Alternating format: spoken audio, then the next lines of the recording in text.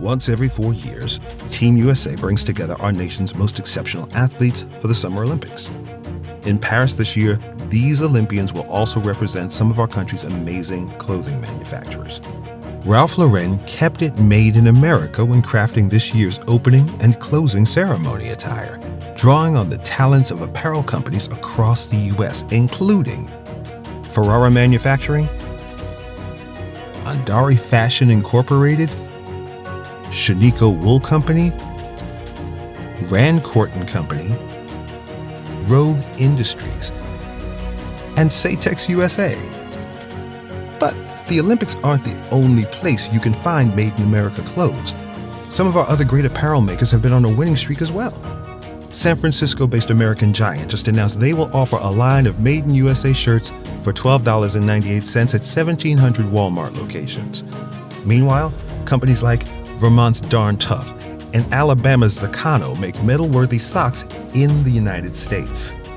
And we can't forget about Made in USA brands like American Trench, Devium, Vermont Flannel, Duckworth, American Roots, LC King Manufacturing, All American Clothing Company, and a surprising number of others.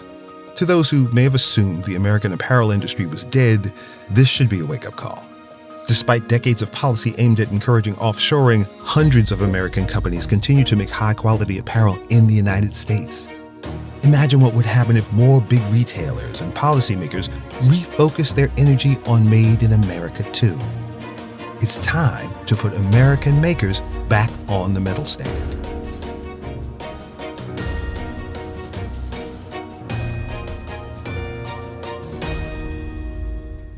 All right.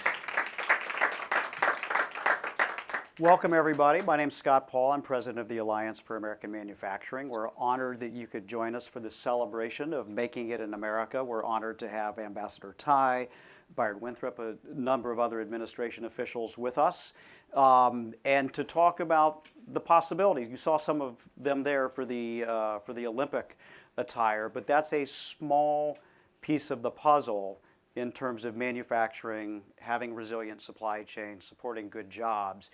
And I think it's fair to say we have seen a development of policy and intent over the last few years that we haven't experienced for generations in the United States. And that's one of the conversations that we'll be having today.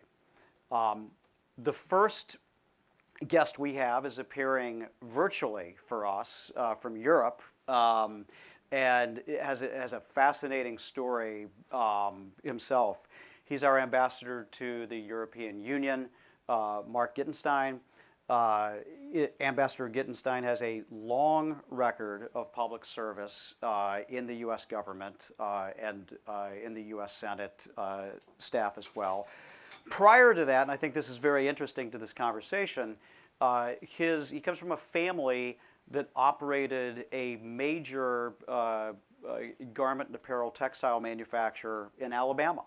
And I believe it was called Riverside Underwear and Shirts, if I'm not mistaken. But to bring you that story and why the administration's efforts are so important in terms of having resilient supply chains in the United States, and where that is in the worker-centered trade policy and the investments that we're making in our economy.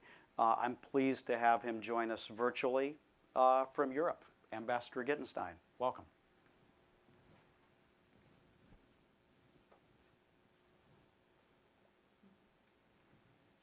I'm having a little trouble with my audio. Can you hear me?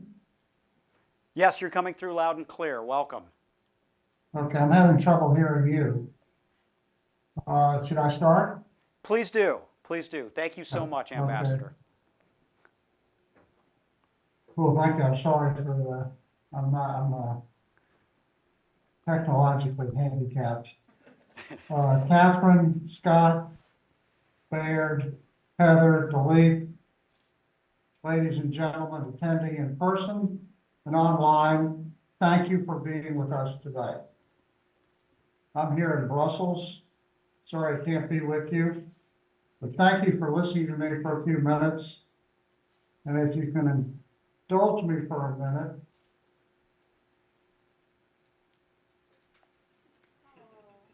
That's my father, Seymour Gitenstein.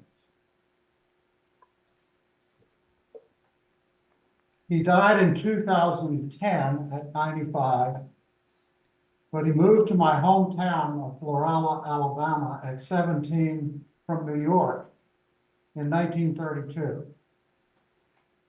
His family was in the apparel business, shirts, Baird flannel shirts.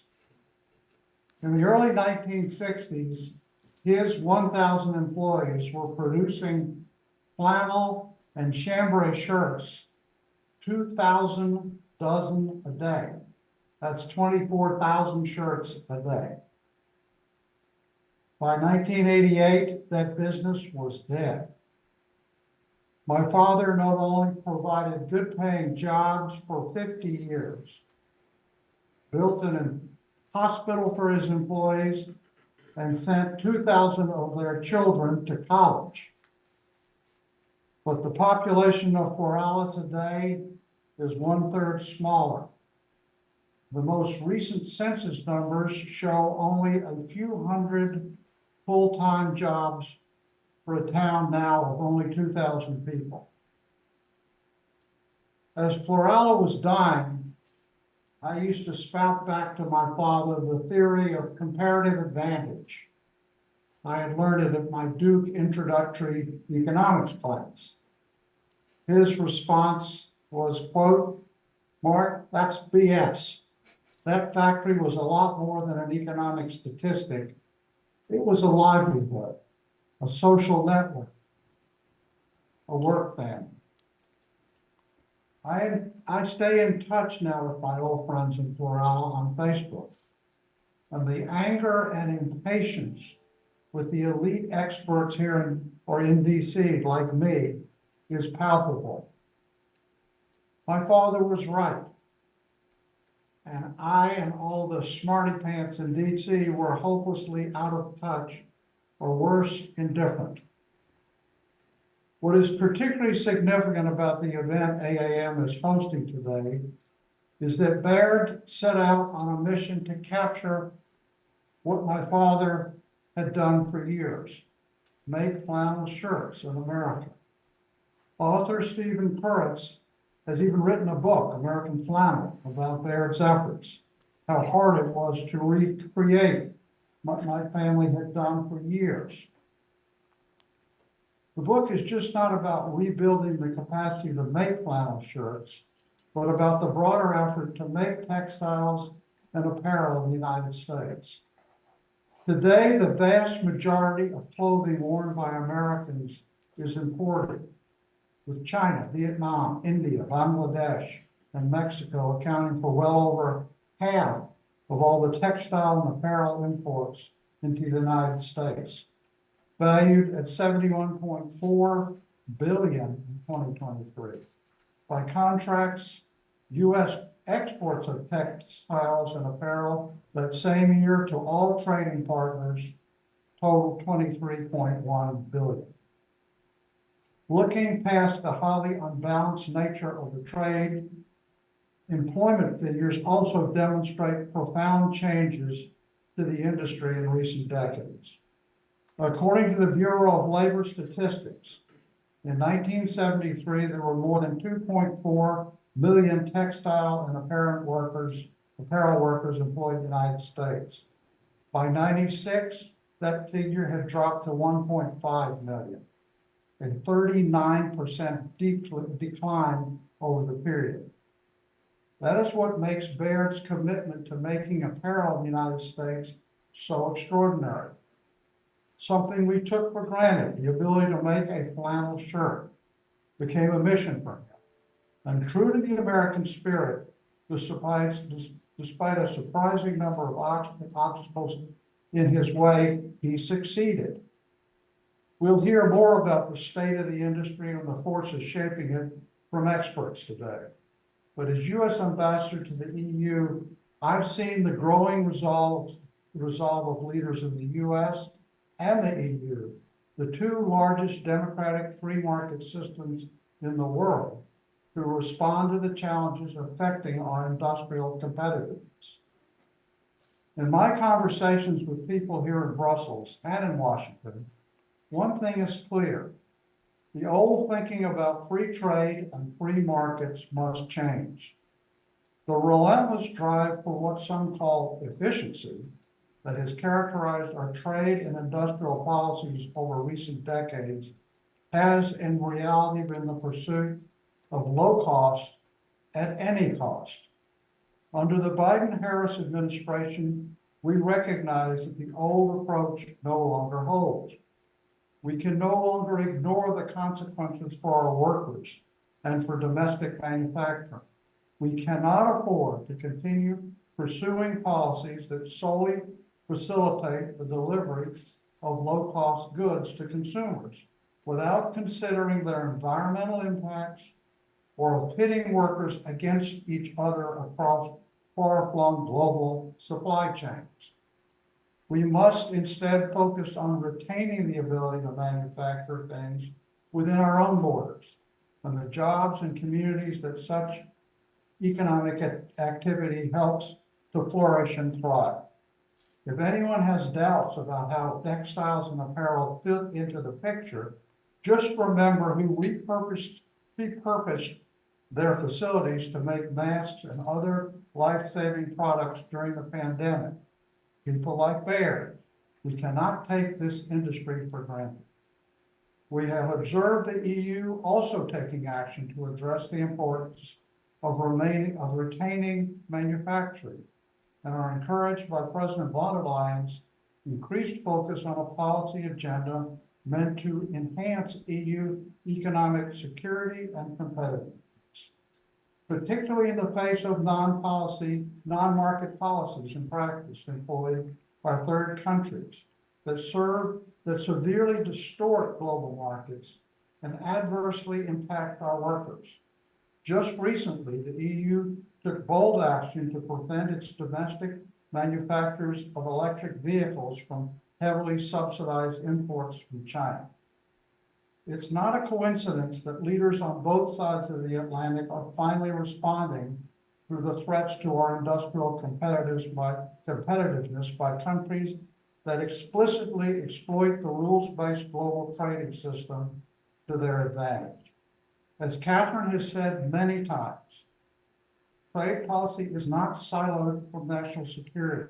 It is a key part of ensuring not just prosperity for our citizens, but the health of our democracy. I applaud Catherine for her efforts to craft a worker-centered U.S. trade policy to respond to the challenges of our time and safeguard American industrial competitiveness and innovation. And I applaud Baird for the commitment not just to American manufacturing, but to the communities that depend on American manufacturing. I grew up in one of those communities. Catherine tells a story from her team following Baird supply chains in the Carolinas a few years back. One of the company owners said that for some of the workers, that job in that factory is the only point of stability in their lives. These are more than just jobs. They are anchors in American life. My dad said that 35 years ago. The Biden-Harris administration is committed not just to American manufacturing, but to the Americans who do the manufacturing. I look forward to this conversation. Thanks for having me.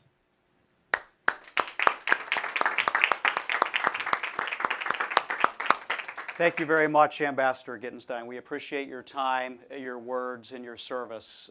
It's very grateful for that. Thank you. Thanks for having me. Okay, we made it work from Europe. One step closer. So I will just briefly introduce the Fireside chat participants, the main event here. But I first wanted to say that this is the first time I've ever worn a flannel shirt at an event like this, but there's a reason for that. If you guys know who Jim Koch is, the founder of Boston Brewing that makes Sam Adams, whenever he gives a talk, he brings a bottle of beer with him, Sam Adams, and he pours it and he drinks it while he's having the conversation. Well, I'm not doing that today, but I am wearing the flannel shirt because it is apropos of everything that we're talking about with Bayard and with Ambassador Tai. And just a word about them both. Ambassador Catherine Tai is the 19th USTR, and in my opinion, the very best one. If you have not heard her describe what a worker-centered trade policy is, be sure to do so, because I think she explicates it better than anybody else, and why it's important and what it means. Under her leadership in the Biden-Harris administration, USTR has taken significant actions to lift up American workers and American industries, particularly those that we're trying to kickstart with major investments that we've been making over the last couple of years. Bayard Winthrop is the CEO and founder of American Giant, which got its start about 13 or 14 years ago, and was certainly elevated not only by their product, but by an article in Slate magazine that Farhad Manjoo wrote, said the best damn hoodie ever made. I agree, and was an early adapter of that as well. And Bayard has made a point of growing an amazing company and doing it with an all-American supply chain. And I will just say that together, if you have the investments, the policy, the strategy, and the intent, they can show what is possible for not only textiles and garments in the United States, but for anyone who wants to make things in the United States to make us more economically secure. Please give a warm welcome to Ambassador Catherine Tai and Bayard Winthrop of American Giant.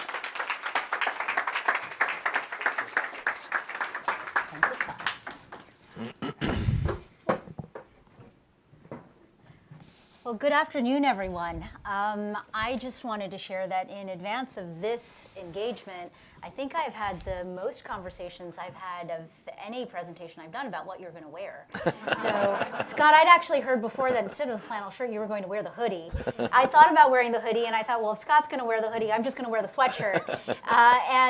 Bayard, of course, is decked out in his American Giant, the signature items with the USA on them.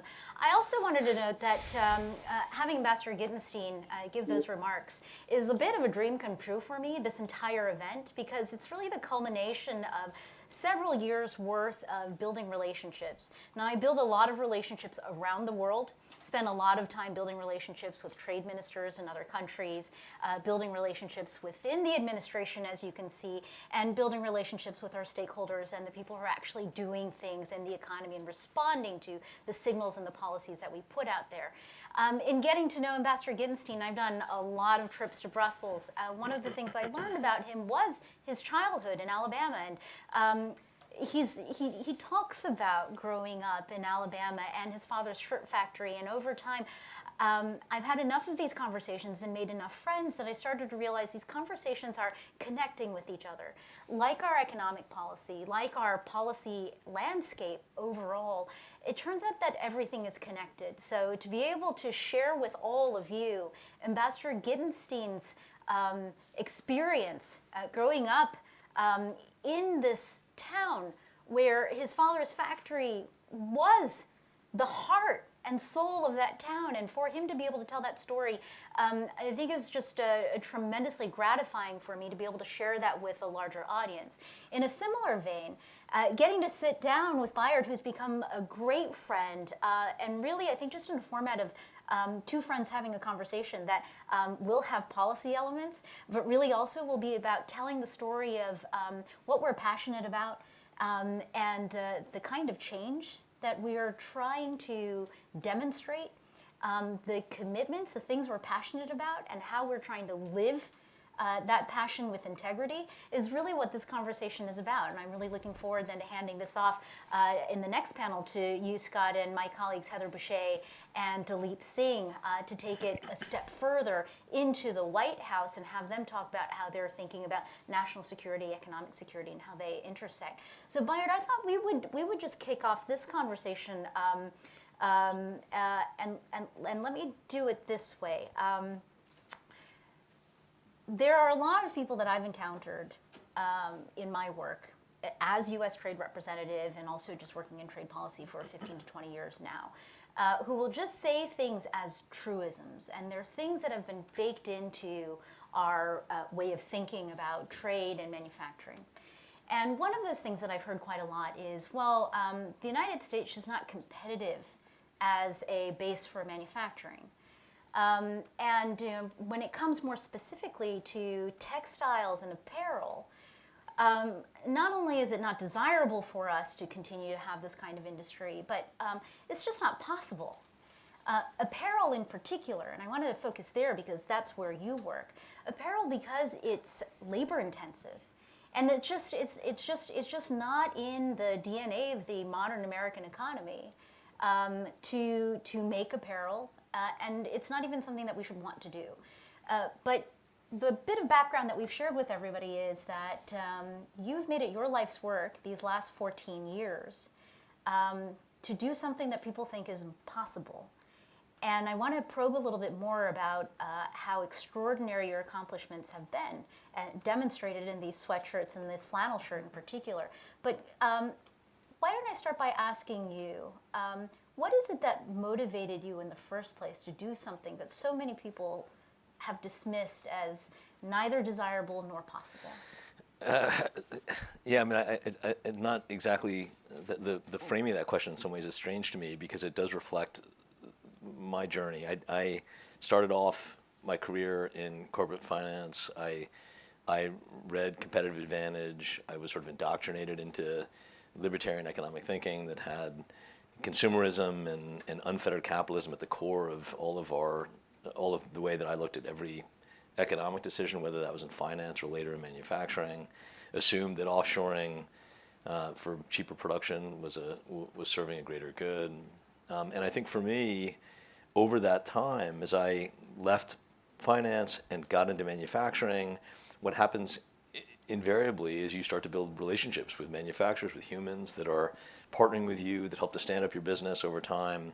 And as you break those relationships that are down the street or in a town over or a state over and move them overseas, there's the disconnect from the product itself.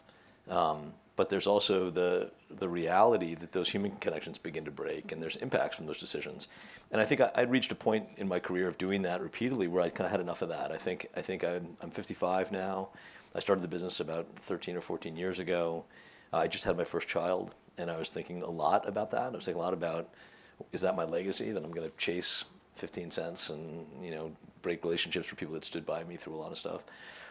And as sort of I don't know, pedantic as that sounds, I really was beginning to think about that, and out of that, year-long or more marination and growing resolve about it, I decided that I wanted to build an apparel business that I knew I'd be proud of. I didn't know if it'd be big or small, or successful or not, but I knew it was a business I wanted to run, and so American Giant kind of emerged out of that idea. It was pretty simple at the time. I'm old enough to remember growing up and going to Caldors and getting a great sweatshirt that my mom could afford, and that was American made, and that was no longer part of my reality at all. And so that too kind of kicked off an interesting discussion for me about why is that? Why is it that 50 years ago we lived in a country that had towns like Ambassador Gitenstein's town. You can tell he's the real deal because he referred to in thousands of dozens. I don't know if you caught that, but that means he grew up in a textile town when you were talking about dozens and not units. But why is that? And those towns scattered all across the urban and rural landscape of America were anchored by textile facilities and other manufacturing facilities that were more than a statistic, that were embedded into and creating this sort of fabric of community. Why have we lost that? And why, I know everyone's telling me that can't happen again, but why can't it? And so I think that it was naive in the beginning, but that's how we got started, and it, I think it's easy to attribute the success of American Giant, but in reality, it's the thousands of men and women that sit behind us. And I dragged two of your colleagues through our supply chain a year and a half ago. They saw that firsthand, but it really is company after company, farmer after farmer that made it all possible, but it required a lot of passion and commitment and risk-taking to get it done. Could you share with this crowd, when you talk about a wholly American-made piece of clothing, the t-shirt, the sweatshirt, what does that mean? Well, I'll take you through the apparel supply chain really quickly, and then you can ask more. So it begins, easy to forget this. I think my pitch to the ambassador originally was like, trust me that if you'll give me help people to go through the supply chain, they will see how remarkable any manufacturing process is, but textiles particularly. That textiles, it's easy to forget, begin as an agricultural crop. They start out as cotton, growing in the ground. And so our tour began with Bissett Farms in Enfield, North Carolina, and talking to farmers that are growing cotton in Enfield County, North Carolina. And that cotton gets ginned. You'll remember that from your grade school days. Very different now, very loud and noisy, and gins are domiciled all over the United States wherever there's cotton grown, because the cost of transportation of the gins is expensive. So gins tend to get placed near cotton growing sections. Ginned at the gin. Out of the gin comes cleaned, baled cotton, which goes to a storage facility for a little bit of time, but then to a yarning plant. The one we went to was in Gaffney, South Carolina, that converts raw cotton into yarn, and then to a knitting facility, in that case Clover, South Carolina, Clover Knits, that knits it into cloth. That cloth is called gray cloth because it has the color of natural cotton, the fibers coming out of the ground.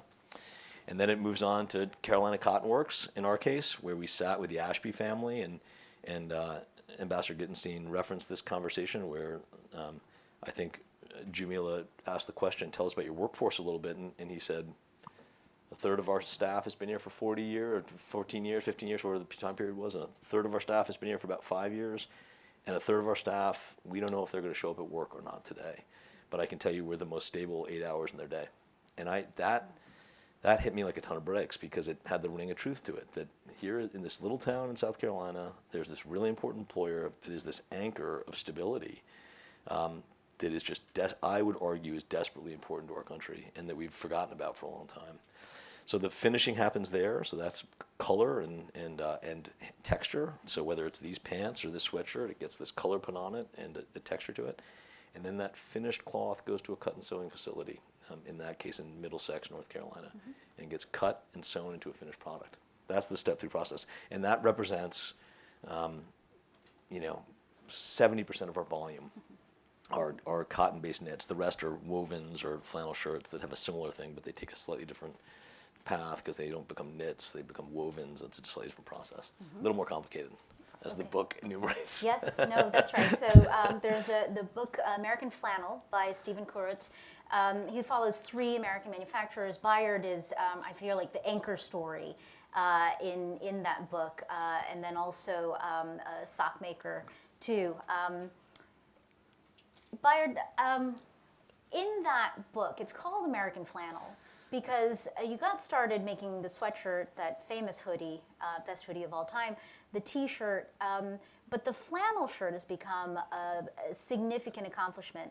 I guess no one better to explain to people why the flannel shirt has that level of significance that goes beyond the sweatshirt and the t-shirt. Well, only in that when I started the company, I sort of spent some time thinking about what I think of as the American canon of styles are, and in my thinking about that, it was the t-shirt, it was the blue jean, it was the flannel shirt, and it was a sweatshirt. Those were sort of the things that I felt embodied American style.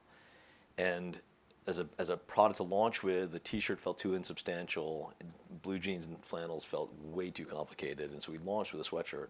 But in the back of my mind was a desire to make those other products. The t-shirt came quite quickly afterwards. But flannel, we never got around to doing, and the more we asked, the more we were told that it just couldn't get done. And it represented to me such an iconic American style.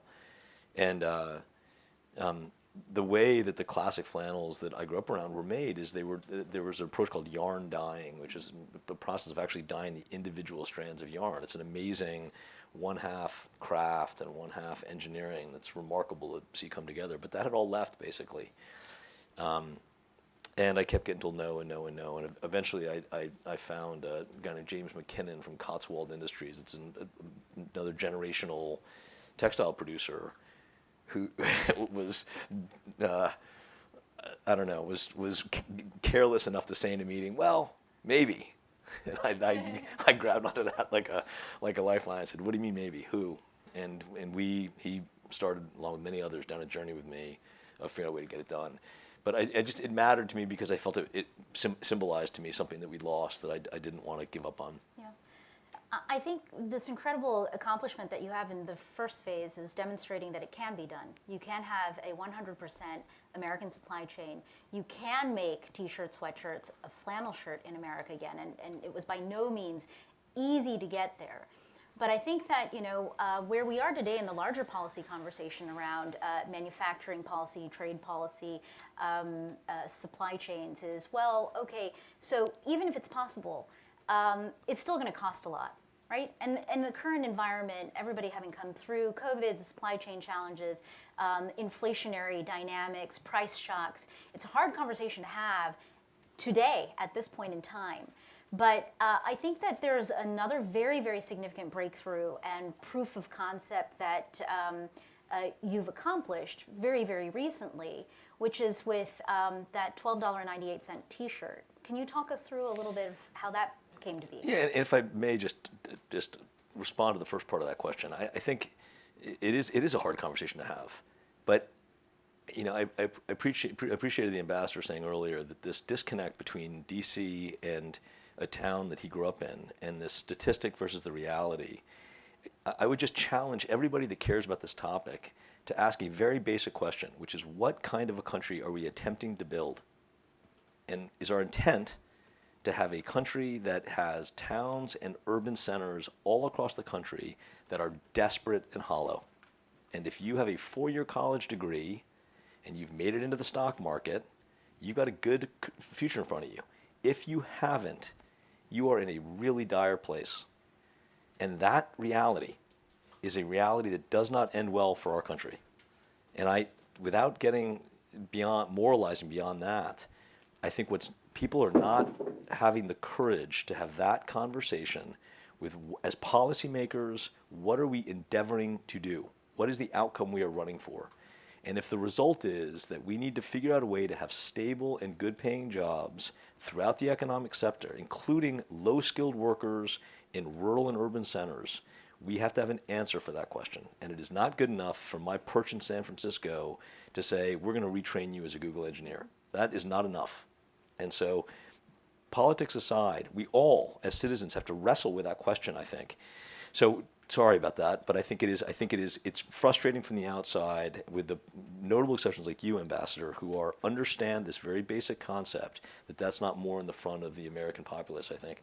But so to get your question about the 1298 t-shirt, I had reached a point where, despite our efforts and the amazing work being done for our supply chain partners, where I felt that we had been relegated to the premium end of the market. Our t-shirts retail from $28 to $48.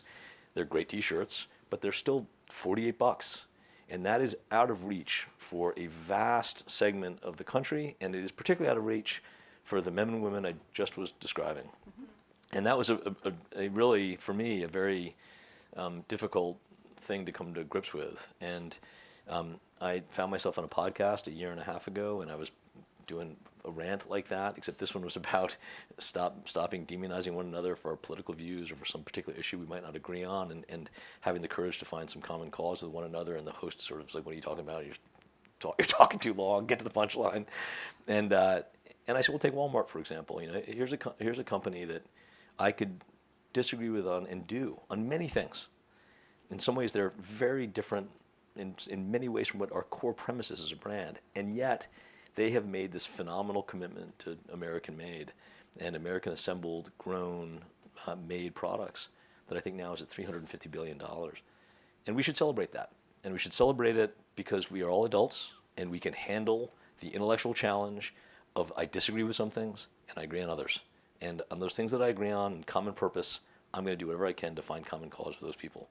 And that interview made its way into Walmart. They reached out to us and said, hey, we heard this. Thank you. We'd love to talk. We've been struggling with textiles. Walmart, like now, many other brands and retailers in the country are not manufacturers. They're purchase order writers. They don't know how to manufacture things. They're not in the business of manufacturing. They're interested in ordering products. The U.S. textile supply chain is highly atomized now. It's very fragmented. And they were having a hard time with realizing their commitment to apparel. And that began a series of discussions that in the beginning were just about explaining the challenges and what they were running up against, and ultimately resolved in well, what could we do? And I said, well, we could do a T-shirt or a sweatshirt together. What would it take to do that? And I said, it takes, and this is the key point, I think, it takes a commitment of time and a commitment of volume. And Walmart, to their enduring credit, said, well, we can do that. We can give you time, we can give you volume.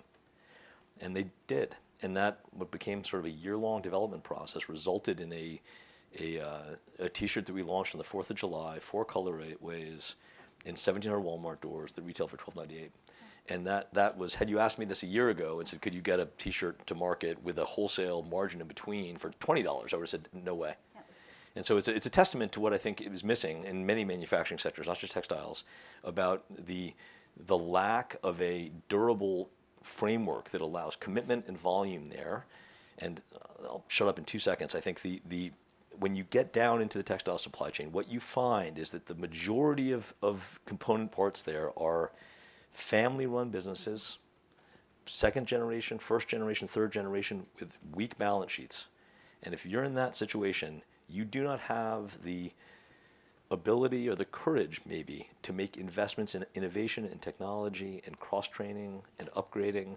And so we're in this stuck point that, in this particular instance, Walmart helped to break up. Mm-hmm. And it's been a great relationship now, and it's growing. And so it's exciting.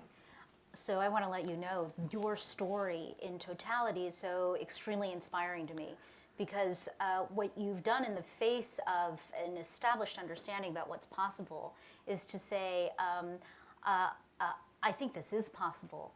First of all, that you can make things, apparel, entirely with a US-based supply chain. And then second of all, that there are ways to bring that price point down to make it affordable. And I was so impressed by this that this summer I was in Quito for a gathering of trade ministers from the Americas. It was part of our Americas Partnership for Economic Prosperity. And at lunch, we're just chatting, and one of my favorite topics is making things in America, thinking about trade in a different way. And I told them, I said, I have this friend who set out on a task to make T-shirts, hoodies, flannel shirt, entirely in America, and he's done it, and they were mildly impressed. Mildly impressed. They were truly, because and I said, the secondary part of it is, they are at the high end of the market. But he took it upon himself again to double down on your values, to say, these are the people, these are the Americans that we care about in terms of creating livelihoods and opportunities for them. We also care about them not just as workers, but we also care about them in terms of consumers, that they be able to afford quality product that they can take pride in. And that through a partnership with a retailer that has incredible reach in terms of volume, made a durable commitment, that you have these $12.98 T-shirts now on the market, and they were actually very impressed by that.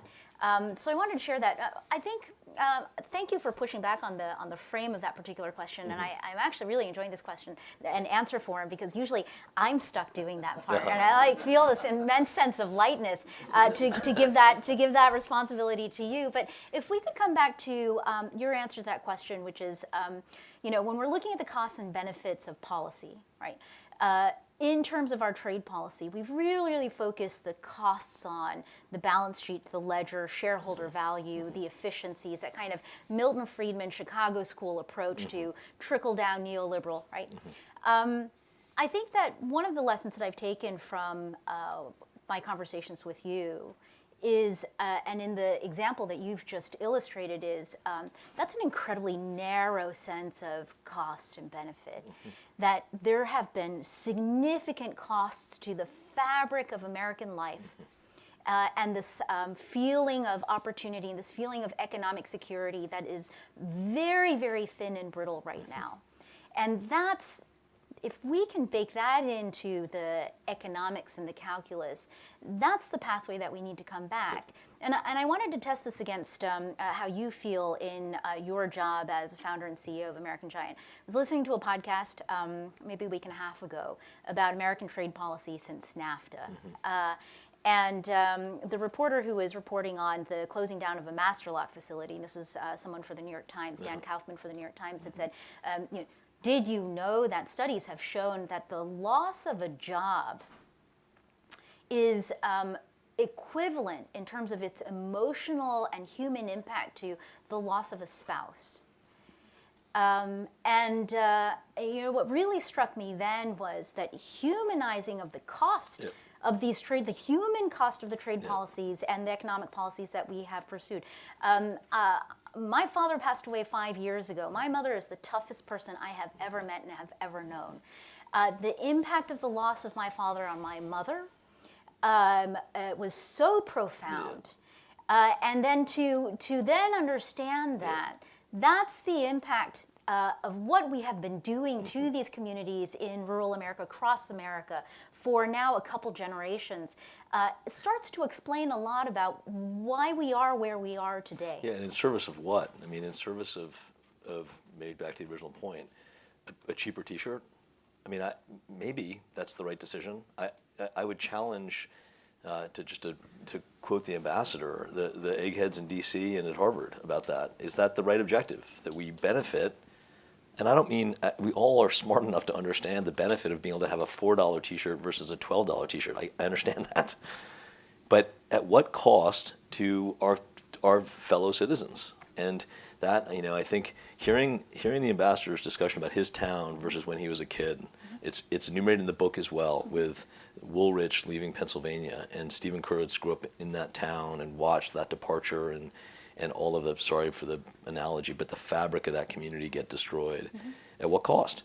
And I'm not an economist. I don't understand trade policy particularly well. I am smart enough to know that when you go into those towns and you see it up close, it feels like a death. It feels like, wow, this town that was vibrant, that had a heartbeat, that had 5 local restaurants, that had a functional school board, that had a parks commission, that cared about the goings and comings of the members of that community, is now hollowed out, and people are there don't have jobs. They're sort of whiling the time away. They feel like they're completely left behind.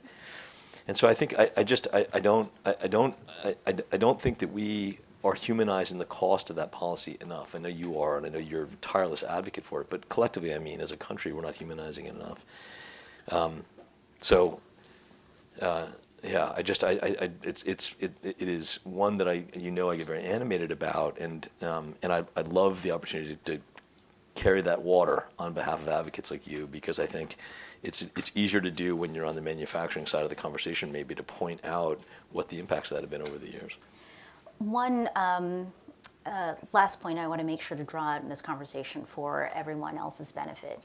I was visiting a steel mill in Coatesville, Pennsylvania last week, and Scott was there with us. And just to see just the enormity of these slabs of steel that these people were making, the company and its workers, that there were 3rd, 4th, and 5th generation steel workers there. And these are slabs of steel that then go on into commercial shipbuilding, but they have a lot of business with the defense and military industry. So that steel also goes into ships, aircraft carriers, submarines.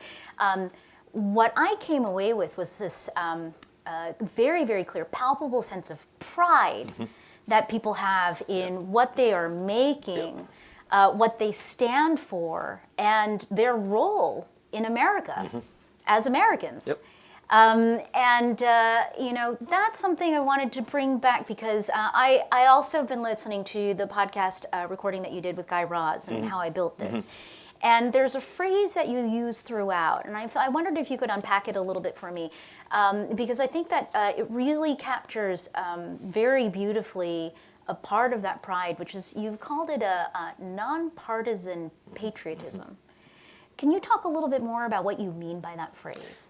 Just that. I think it is ridiculous to think that let's just say the right has taken hold of patriotism and manufacturing, whatever it is, it drives me crazy. I think collectively as Americans, I think it's quite logical and important for us to understand that is figuring out a way to help our fellow citizens with good, prideful jobs. And I think, listening to you talk about that, there's two things I want to sort of mention about that. I think one is a sense of purpose that comes along with a good job.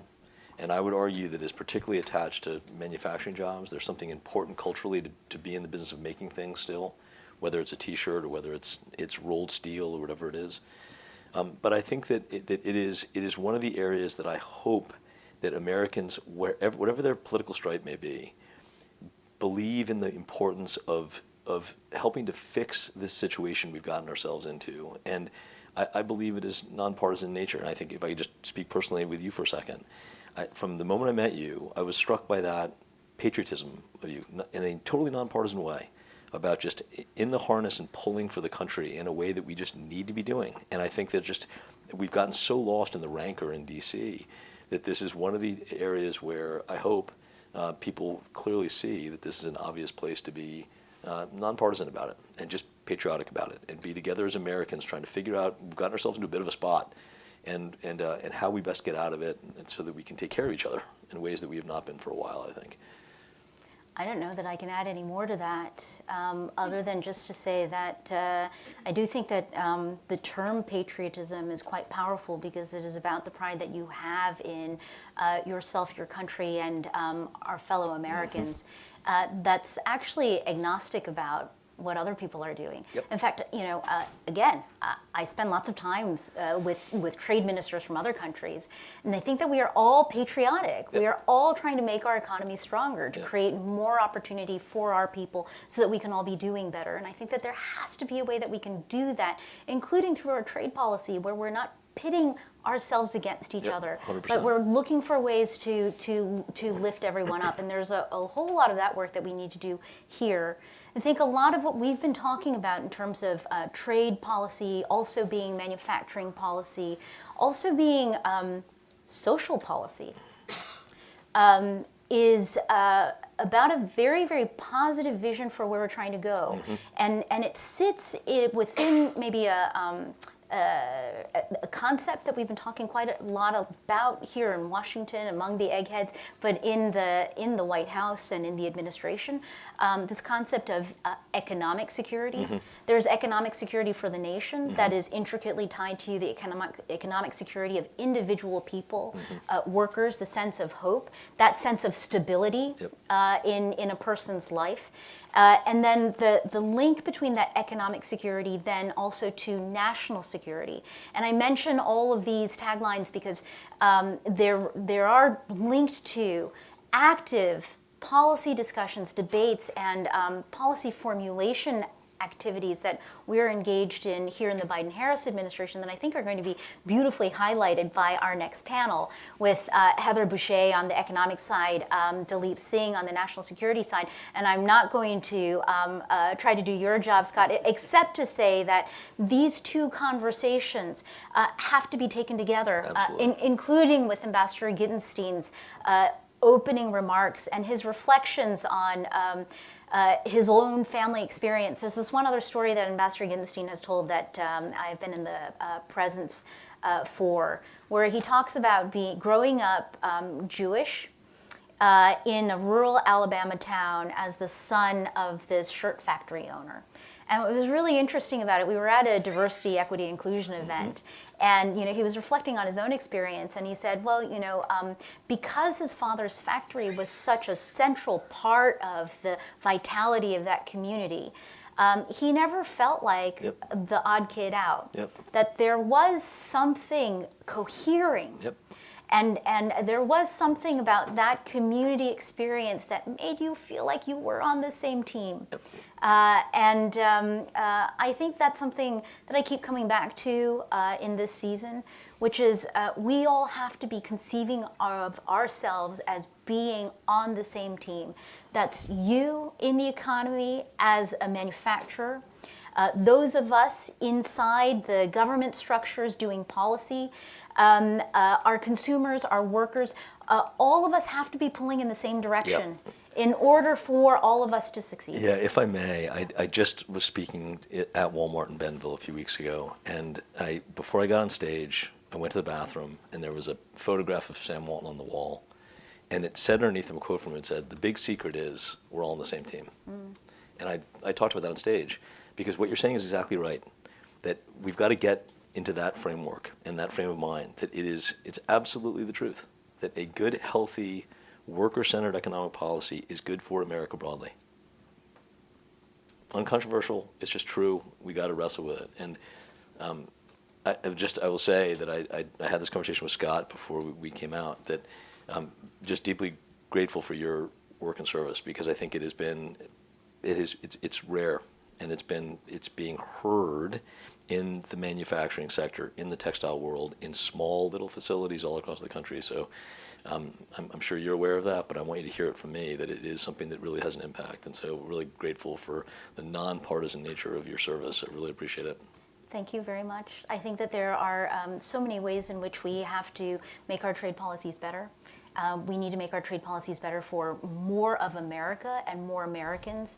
And in terms of our view on inclusivity, it is to see everyone who we have disappointed and hurt along the way, and to figure out how to make amends and how to learn from those lessons so that we don't make them again. Yep. But thank you very, very much, and I look forward to the next conversation. Thank you. Appreciate it. Pastor, you were great. Thank you so much. Our live stream audience is just going to see a holding slide while we set the panel. I'm going to invite Heather to come up with me. And Dalip Singh of the National Security Council had hoped to join us in person. Not surprisingly, in the national security place, crises come up, imagine that. And so he needs to stay kind of close to his desk, and he's going to be joining us, and has joined us There he is. Virtually. So look at this, we are 2 for 2.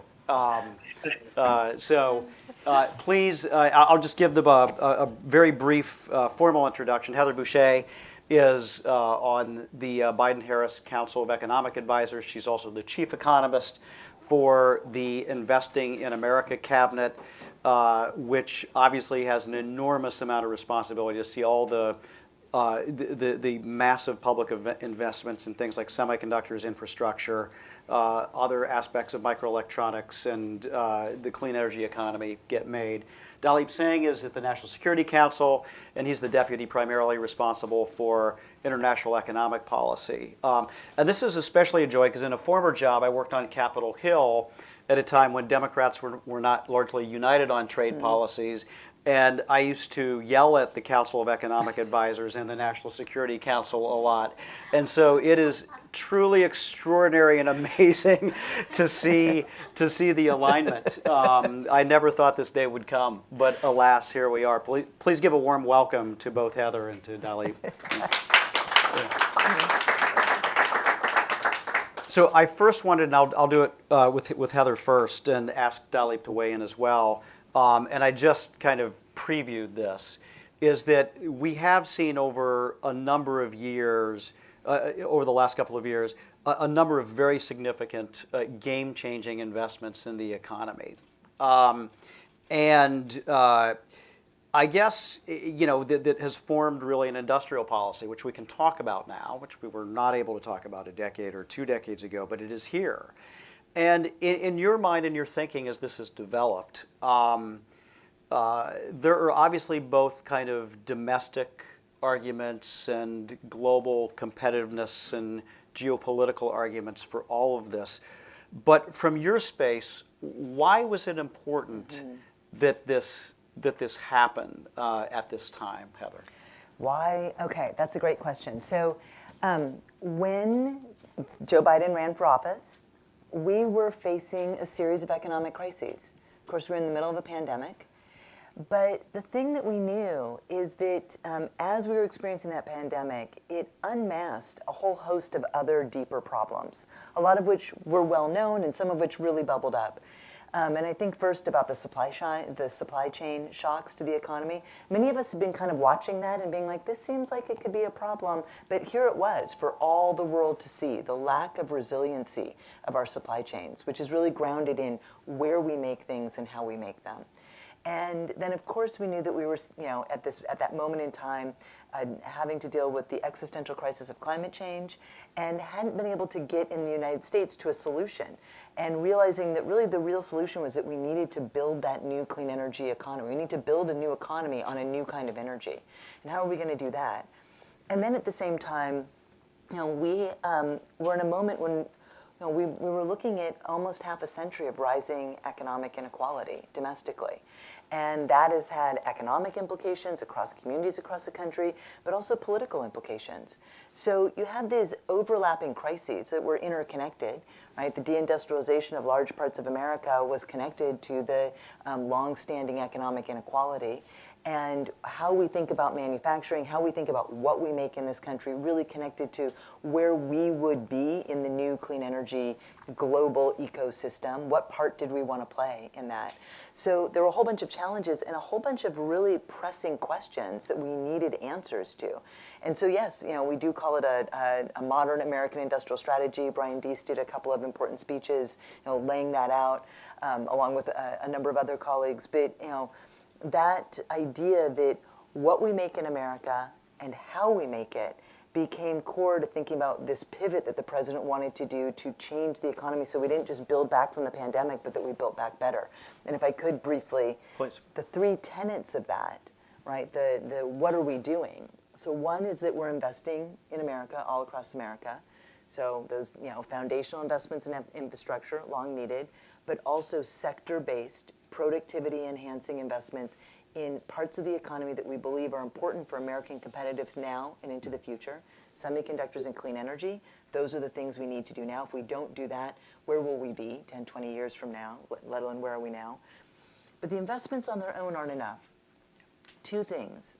One is that we've spent a lot of time thinking about how to make sure that markets are fair and competitive, both domestically and internationally. Ambassador Tai, I know, spoke about that. Dileep's going to talk about that on the international side. But we've also been thinking domestically, how do we shape markets to be fair and competitive? What does it mean to cultivate new industries? That we want them to be vibrant, to have opportunity for new entrants, but also to be able to be globally competitive. How do we do that? And then the outcome that we're always looking for, right? The point of all of this, the point of our economic policy is for workers to be paid a good wage, for families to thrive, for communities to thrive. That's the ultimate outcome we're looking for. It flows through having competitive, viable industries in things that matter, that we need to produce. But then are we taking every step we can to make sure that we are always coming at our industrial strategy with a worker-first approach, as the president has been saying, making sure that we're creating good jobs, creating opportunities for unions, creating opportunities for communities across the country to see the kind of economic growth that they need to see. So it's investing, shaping markets to be fair and competitive, worker-first.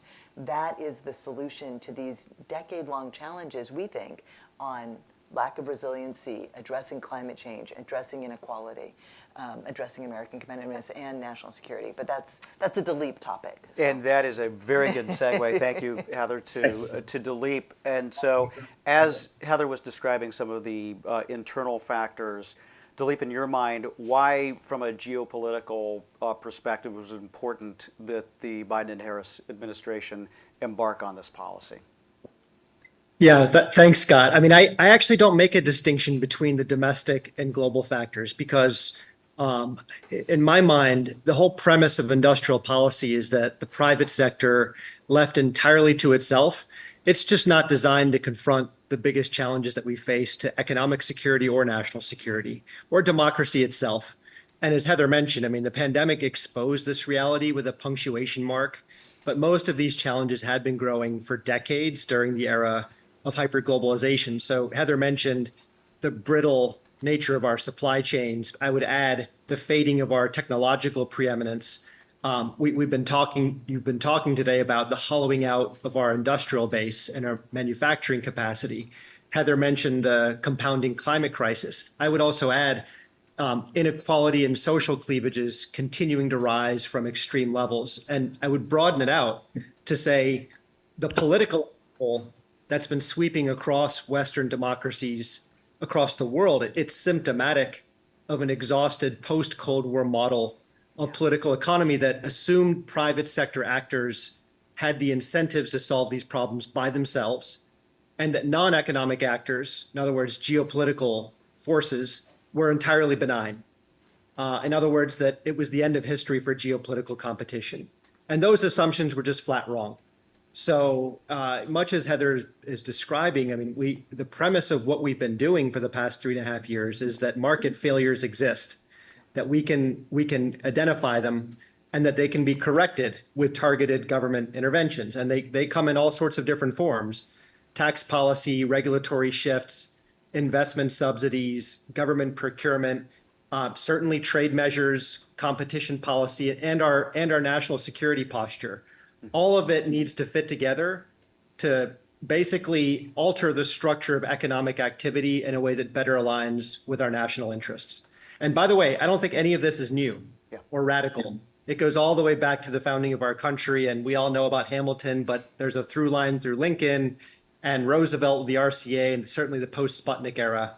And arguably every major advance of the digital age is in some ways been supported by a collaboration between government, academia, and the private sector. That's what we're doing again. Yes.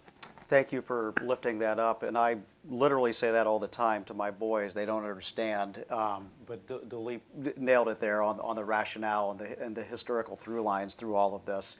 So Ambassador Tai mentioned this, and I'm wondering what your response is to this as well, because a lot of this upended the orthodox thinking about interventions or picking winners or losers, or that the model of the future is that China makes and we buy, right, and we'll just design and digitize. Why is all of that wrong? Oh my gosh, where to start? How much time do you have? So let me just, a few things. So first, I think that a lot of scholars have long been documenting that there's a deep connection between what happens in universities and the tech and the innovation, and then how that plays out through an economy, what it looks like on the shop floor, and that there's an interplay between those, and having those so spread apart and disconnected as though the brainy people sit over here and they just come up with ideas, but it's actually disconnected from the making of the thing, isn't really the way innovation, the best innovation can happen. So that's one piece of the puzzle. But I think taking a bigger step back, for a long time, and quite frankly through most of my professional career, economic policy was run on the idea that what we made, the composition of our economy didn't matter.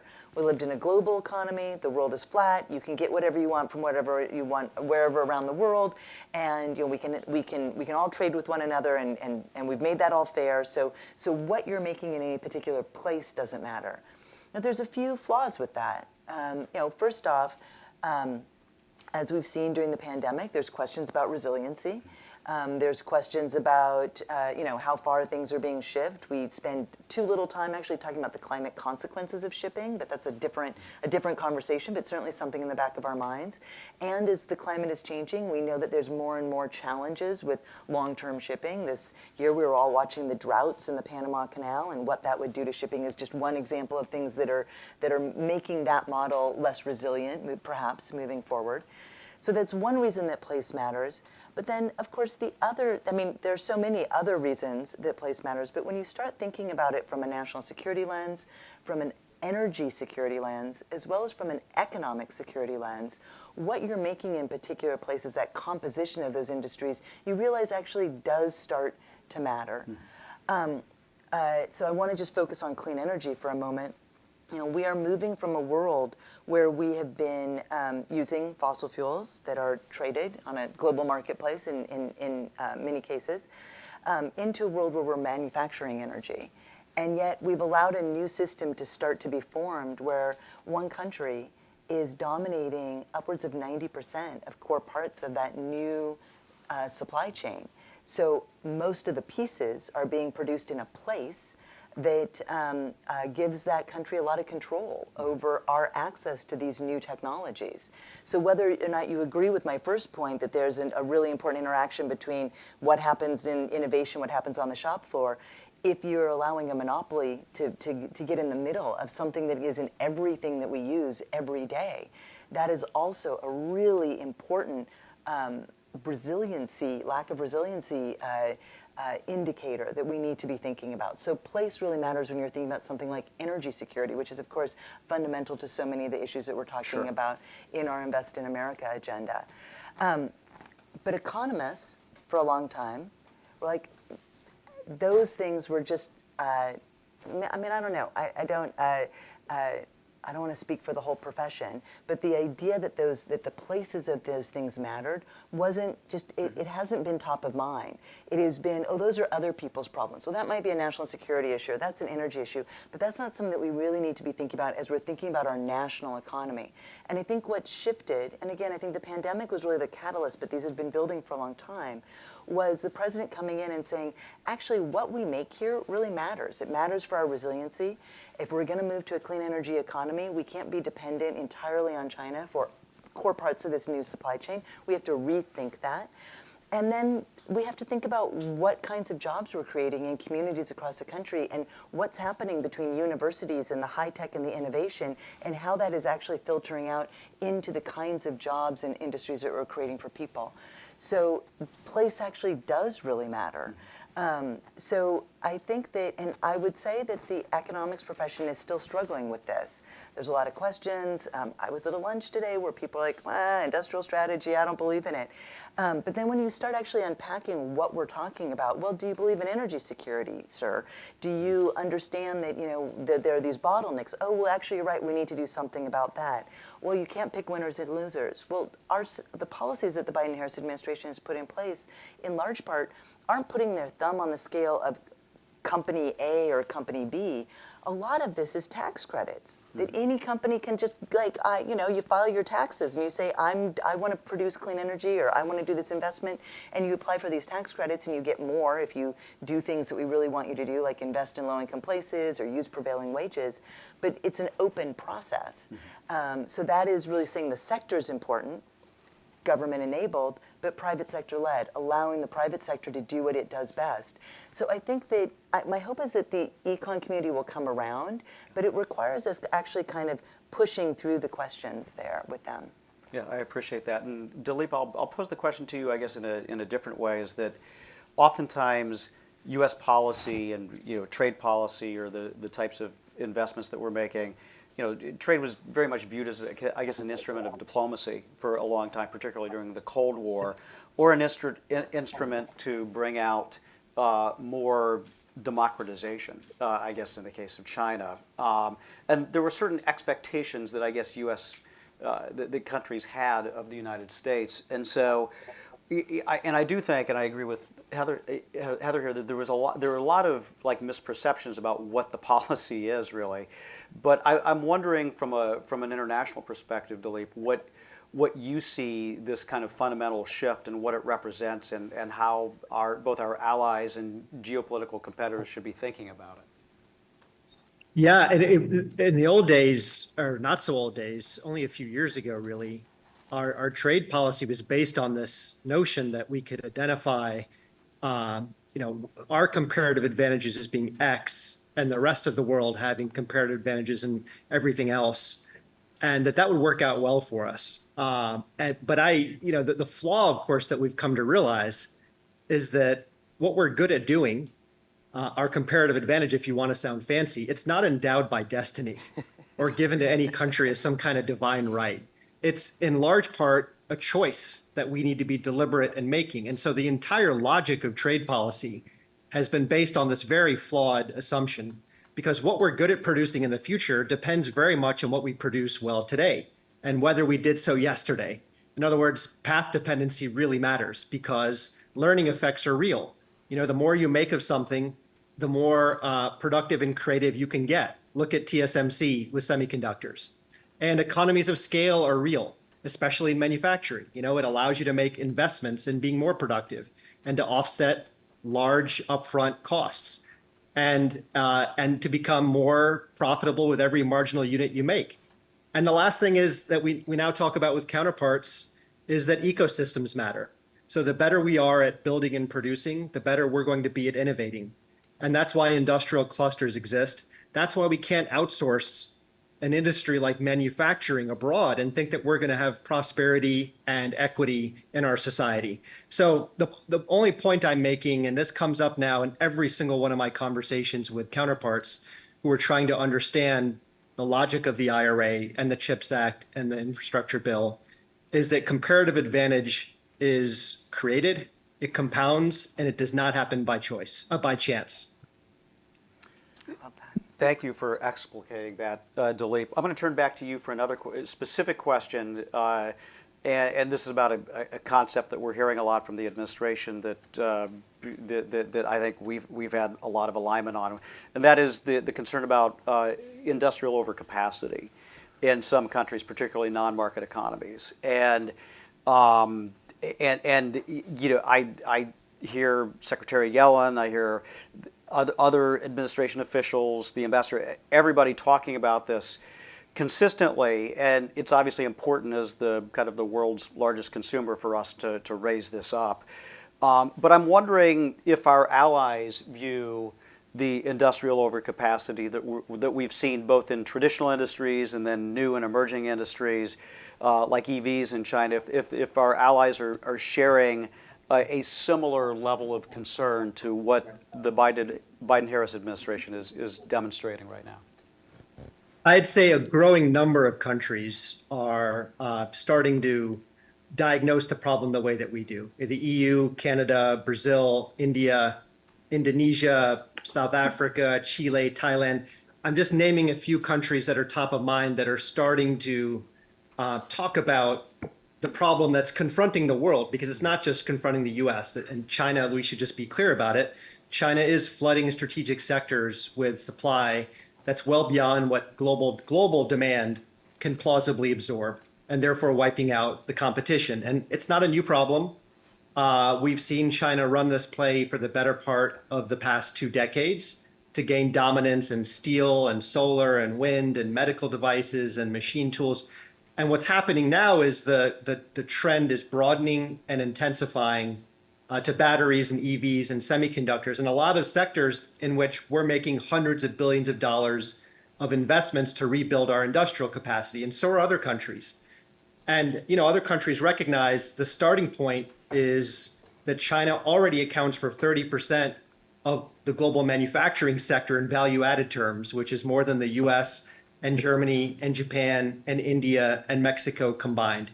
So they're starting to come around. And look, we tell our counterparts, it would be one thing if China's growing market share in strategic sectors was the result of indigenous innovation and market forces. If that were the case, we might just applaud the positive spillovers that the rest of the world would benefit from.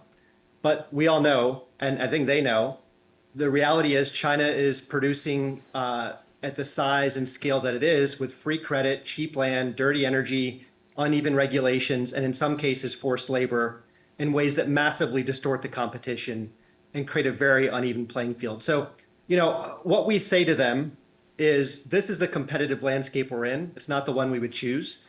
And the only way for us to compete is to collaborate. So number one, as Heather's alluded to, we're gonna make investments at home to strengthen and scale our productive capacity. Number two, we want partnerships with countries playing by the same rules to give each other access to our productive capacity and our purchasing power. But number three, for countries not playing by the same rules, we are going to use restrictive tools like tariffs to prevent our investments from getting undercut, because the harm from doing nothing to our economic strategy, to our national security, and to our democracy, those costs are unacceptable. Thank you, Dilip. Heather, I want to turn back to you for I guess, a more granular examination of this policy. I mean, I'm excited when people will look back on this as an era of emerging industrial strategy, but obviously how it's doing now matters a lot as well, and how it's implemented matters a lot. And we've seen things that have worked well in the past in industrial policy, things that haven't worked well. One of the, I think, the innovations, and you alluded to this, is that there are some performance standards that come along with this, like job quality is important, and preventing leakage by having procurement preferences or other things like that with respect to prevailing wage. And so I'm wondering, why that was important to include to make the policy successful, and if there's some examples that you can give of how we're seeing this in action today. Well, I think so there's a lot of reasons why an industrial strategy may not work, right? But one of them is that I think in the U.S. case, I think about prior administrations that have focused on tax cuts as a strategy to spur investment, or claims that this would revitalize manufacturing, or tax cuts and tariffs, but just that alone. And what we saw in the prior administrations, that actually did not lead to an increase in investment in the construction of new manufacturing facilities across the United States, whereas here we've seen a doubling. A doubling in that investment over the course since we got the Invest in America agenda passed, since CHIPS and Science Act and the IRA was put in place. That is when you look at just that chart alone, I'm always taken aback a little bit. I'm like, wow, that's right, this is huge. This is a huge increase in manufacturing investment. And so your question is, well, why? Why did this work, and what does that mean? I think that part of this is because we took this approach that is not just about whether or not the firm has a little bit more money or has the protection abroad, through tariffs to make that investment, but are we doing all of the things that is actually going to allow that manufacturer in that community to thrive as a part of an industry, because it's not just them, they've got suppliers, they've got all these other pieces in a community where that firm can thrive. I've been doing a lot of travel over the past year, and as of yesterday, I hit 19 states, and visiting a lot of these manufacturing sites. You were in Pennsylvania at Cleveland Cliffs. We were in Cleveland at Cleveland Works, watching them do steel stuff. We can get into that, technical terms. Steel stuff. I'm with manufacturers, I'm a little embarrassed, I don't know all the words. But one of the things that comes across when you talk to, we did a business roundtable, when you talk to folks there, is that this isn't just about the factory. It's about everything around it. It's around, everywhere we go, people start talking about workforce. And the communities that are really thriving are the ones where that workforce component, the community college, the workforce development agency, the university, is in the room with the manufacturers and the other business leaders, and they are communicating, they're working together, they're talking about all the great programs they have, how many graduates they're, all of that. And those are the places where it's not like, oh, what are we going to do about workforce, federal person? It's, oh, we see that we have a challenge and we are actually solving that problem. And part of what we have incentivized is giving communities and businesses the resources and the incentive to do that. So through encouraging businesses to adopt community benefit agreements, well, that's a way of saying, hey, you're not alone, you are part of a community. How can you make sure that this works not just for you, but for the community, because that's how you'll be successful. I also, though, think one of the things that I've learned about the success is that there's a couple of things about the here and now. One is that we're building a lot of new manufacturing, and that's awesome, but the jobs haven't shown up yet. And at least in places I visited, it's because the factories are still, they still got big boxes. They're still putting stuff together. They're still putting roofs on things. They're not done yet. So that's still to come. So I think that's hard for communities to see unless you're in kind of that inner circle. But then there's a lot of other issues around those communities, especially when you're investing, because we are disproportionately investing in communities that are in the bottom half of their incomes are lower than the typical median around the country. Communities need those other supports. They need to make sure that they have money for childcare or for care for the aging and disabled. Do they have the funding for good schools? Are they able to pair this in a way with their bipartisan infrastructure law money so that the roads and bridges and all the different pieces? We were just in a town that was using a lot of their ARP money, American Rescue Plan money, to deal with housing blight, which is, again, affecting the viability of the industry, the manufacturers in that community. So the places that I've seen be most effective are the ones that are able to put all those pieces together at a community level. And then I'm sure you can have a whole separate, I could get given a whole separate answer around the ecosystem around those manufacturing communities themselves. But I thought I'd go with the social side, and we can come back another time for the manufacturing side. No, that's good. What you saw, I think, was called melting and pouring. Oh, well, no, I didn't see the melting and pouring. I saw the squeezing. It was the squeezing from the plate squeezing. All right. I would say from the ecosystem perspective, the administration's strategy is also exciting because of some of the procurement mechanisms that are in place that help upstream, downstream, and so that it's not just the assembler that's benefiting from this as well. So I think that approach has helped. Dilip, one last question before I let you go virtually here, is that Heather responded to some of the criticism that we see aimed at kind of industrial strategies. The other question I hear a lot, I'm sure you do too, is like, well, how does this differ from what, like, say, China is doing or has done in the past, or we've seen this? And I'm just going to let you handle that. How is that different?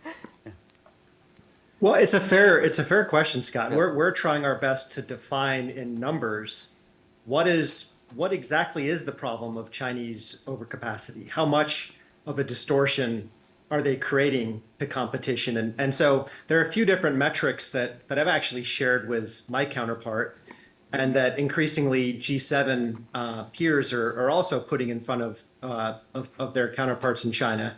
So, for example, volume-based metrics. We can look at the numbers. What is China's domestic production trajectory in EVs or batteries or semiconductors or manufactured goods more generally? How does that compare to the global demand trajectory? There's an imbalance that's very obvious, and you can see it in their capacity utilization rates. I can look at nominal variables, so like what's happening to inflation in China. And when supply is greatly outstripping demand, prices fall, and unsurprisingly in China, at the producer level, they've been stuck in deflation for years now. I can then point to financial metrics. So what we see in China are persistent losses from a large share of leading producers and exporters. And then you can just measure the policy distortions themselves directly. And what you'll find, different third parties have measured this in different ways, but we're seeing an unrivaled level and rate of growth in China's subsidies. And in public forget about the numbers, look at their public pronouncements to dominate key sectors and diffuse them with military preeminence. And to fail to report them to the WTO or any other third party that you might think of. But ultimately, just look at market structure. It's increasingly concentrated. China has a growing amount of market power, and it's using that market power in ways that give it economic and geopolitical leverage. So that's the problem. And it's not abstract. You can see it in the numbers. I think over time, we may have a composite metric that can compare how is it changing across time in China, how does it compare to other countries, and you'll find that they're a big outlier, and we got to do something about it. Yeah. Absolutely. I think the evidence is very strong, just based on the 5-year plans to build on the global domination of these industries. So it's not just trying to launch and capitalize important industries of the future or to rebuild them like we're doing here. There's a significant difference in the goals and the impacts that it has on the rest of the world as we're setting these policies out. I think we are at a time, but I wanted to thank Heather, I wanted to thank Dilip, I wanted to thank the ambassador and her team, I want to thank the team at AAM that made this possible, and for all of you for tuning in. I just want to summarize it in saying how excited I am about the possibilities for making it in America based on all of these strategies, because I don't think we've ever seen them harmonized like this. Again, other than like in wartime or in crisis. And I think this is the really important thing. And then I think if you look at the early days of the administration, from establishing the Made in America office, the appointments that it made, the significant investments, the game-changing investments in semiconductors and clean energy and in infrastructure, and the fact that it's backstopped by procurement policy and by trade policy and tariffs were appropriate, that is a very cohesive, industrial strategy, and also to have the performance standards in to ensure that it is middle out impact as well. And I think that is a feature, and then it just takes the imagination of entrepreneurs like Bayard, who we saw, and instead of like sitting in their MBA classes, not to impugn anybody who did this at Stanford or Harvard or whatever, very smart people, but you're taught something different than you see in the real world, and if you have that imagination backstopped by the policy, you can make a lot happen, and American Giant's proof of that. So. Thank you all for joining us today. We appreciate it. Thanks for having me. Sorry not to be there in person. All right. Thank you so much.